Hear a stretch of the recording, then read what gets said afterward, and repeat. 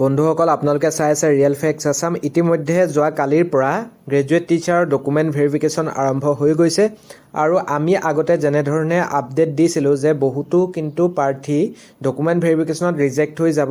স্বাভাৱিকতে যোৱাকালিও আমি পোৱা তথ্য অনুসৰি বহুতো প্ৰাৰ্থী এপিয়াৰিং ভুৱা মাৰ্কছ তথা নিৰ্দিষ্ট ডিগ্ৰীটো নথকাৰ ফলত ৰিজেক্ট হৈছে বুলি আমি জানিব পাৰিছোঁ। কিছুমান প্ৰাৰ্থী যিসকলৰ BEd কমপ্লিটেই হোৱা নাই তেনেকুৱা প্ৰাৰ্থীকো ৰিজেক্ট কৰিছে। ইয়াত আপোনালোকে দেখিছে স্ক্ৰীণত যে verified and found date C has yet not completed BEd degree. এইদৰে বহুতে যোনে পাৰ্চুইং কৰি আছে ৱেষ্ট বেংগলতে হওক বা অসমতে হওক BEd ফাইনেল ছেমিষ্টাৰত আছিলে। এনেকুৱা কিন্তু মোৰো বহুত চিনাকি প্ৰাৰ্থী আছে যিসকলে এবাৰ ফাইনেল ছেমিষ্টাৰত আছিলে কিন্তু এটা ভাল মাৰ্কছ গ্ৰেজুৱেট টিচাৰত লাভ কৰিছে। সেইসকল কিন্তু ভেৰিফিকেশ্যনত গুচি গৈছে, কাৰণ যোৱাবাৰ কি হৈছিলে ফাইনেল ছেমিষ্টাৰত আছিলে আৰু তেনেদৰেই চাকৰি পাবলৈ সক্ষম হৈ গৈছিলে। গতিকে এইবাৰ ফাইনেল ছেমিষ্টাৰত থকা বহুতে কিন্তু এপ্লাই কৰি দিছিলে আৰু তেওঁলোকৰ গ্ৰেজুৱেট টিচাৰত মাৰ্কছটো যথেষ্ট উন্নত আহিছিলে। মোৰে চিনাকি প্ৰায় 3জনমান প্ৰাৰ্থী যিসকল পাৰ্চুইং হয় ফাইনেল ছেমিষ্টাৰত আছে কিন্তু 75+ স্ক'ৰ কৰিছে গ্ৰেজুৱেট আৰ্টছ টিচাৰত। গতিকে স্বাভাৱিকতে তেওঁলোকে ডকুমেণ্ট ভেৰিফিকেশ্যনত গ'লে ৰিজেক্ট হ'ব। আৰু বহুতো প্ৰাৰ্থীৰ ডিচেম্বৰত পৰীক্ষা হৈছিলে, নৱেম্বৰৰ 20 তাৰিখ যিহেতু 2024 চনৰ লাষ্ট ডেট হ'ব লাগিব বুলি এডভাৰটাইজমেণ্টত জনোৱা হৈছিলে। 20 নৱেম্বৰ 2024ৰ আগতেই কোৱালিফিকেশ্যনসমূহ কমপ্লিট হ'ব লাগিব। গতিকে ডিচেম্বৰত যাৰ যাৰ পৰীক্ষা আছিলে সেইসকল পাৰ্চুইঙতে সোমাই আছে, সেইসকল স্বাভাৱিকতে ৰিজেক্ট হ'ব। আৰু মেথছৰ ক্ষেত্ৰত যাৰ PCM নাই, ফিজিক্স কেমেষ্ট্ৰি বা কেমেষ্ট্ৰি অৰ বায়'লজি নাই, সেইসকলক হোল্ড কৰি ৰাখিছে বুলি আমি জানিব পাৰিছোঁ। গতিকে সেইসকলক ৰিজেক্ট কৰিবনে তেওঁলোকক একচেপ্টেড আহিব, সেইটো পৰৱৰ্তী সময়ত চৰকাৰে উপযুক্ত ডিচিশ্যন ল'ব। তেওঁলোকৰ যাৰ যাৰ ষ্টেটিষ্টিক আছে কিবাকিবি আছে তেওঁলোকক হোল্ড কৰিছে বুলি আমি জানিব পাৰিছোঁ, ৰিজেক্ট কৰি দিয়া নাই, হোল্ড কৰি ৰাখি থৈছে।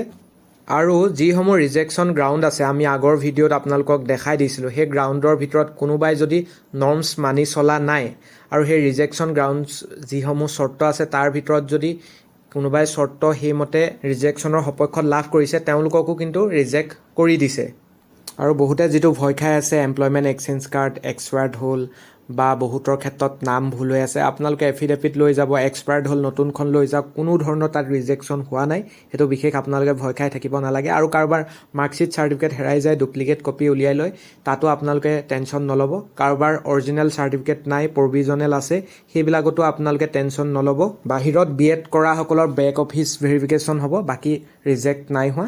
গতিকে যিখিনি এপিয়াৰিং আছে সেইখিনিৰ ক্ষেত্ৰতহে ৰিজেকশ্যনৰ পৰিমাণটো বেছিকৈ হোৱা বুলি আমি জানিব পাৰিছোঁ। ৰিজেকশ্যন বেছিকৈ হৈছে সেইসকল প্ৰাৰ্থীৰ যিসকল এপিয়াৰিং আছিলে।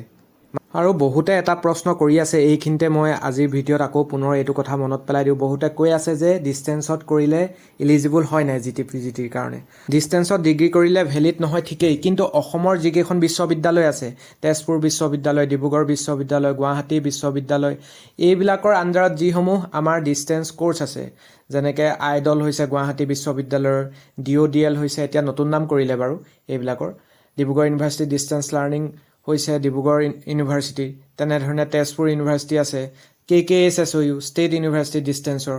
গতিকে ঠিক সেইদৰে চেণ্ট্ৰেলৰ যিখন IGNOU, এইবিলাকৰ আণ্ডাৰত আপোনালোকে ডিগ্ৰী কৰিলে ভেলিড হয়। তাত বেলেগ এটা চৰ্ত আছিলে যে ডিষ্টেঞ্চ লাৰ্ণিং কৰিলে এইটো ভেলিড নহয়, কিন্তু এইকেইখন নিৰ্দিষ্ট কেইখনমান ইউনিভাৰ্চিটিৰ নাম লিখা আছিলে যিকেইখন অসম চৰকাৰৰ নজৰত থাকে।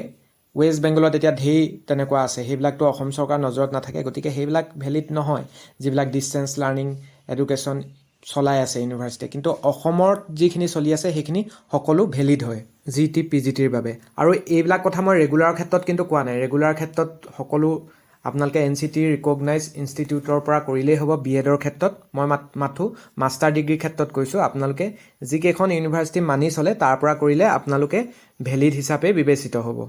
আৰু BTRত যিসকলে চাকৰি পালে তেওঁলোকেতো ডকুমেণ্ট ভেৰিফিকেশ্যনত নাযায়, গতিকে স্বাভাৱিকতে এবচেণ্টটো আছে দেই। GT ভেৰিফিকেশ্যনত আপোনালোকে এবচেণ্টটো পাই যাব, ৰিজেক্ট পাই যাব। গতিকে স্বাভাৱিকতে আমি যেনেধৰণে কৈছিলোঁ এটা কাট অফ দিছিলোঁ যে ছেকেণ্ড লিষ্টত কিমানলৈকে কমিব, তেনেকুৱা ধৰণে হ'ব। গতিকে যিসকলৰ আপোনালোকৰ 0.25, 0.50, 1, 2 এনেকুৱা কমি আছে গ্ৰেজুৱেট টিচাৰ আপোনালোকে চাকৰি পাই যাব, ইমান টেনশ্যন লৈ নাথাকিব।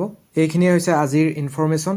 আৰু আপোনালোকে যদি কিবা অত্যধিক তথ্য লাভ কৰিছে কমেণ্ট যোগে আমাক জনাব।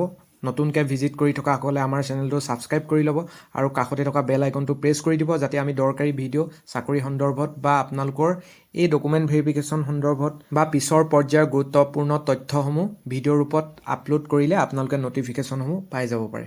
ধন্যবাদ।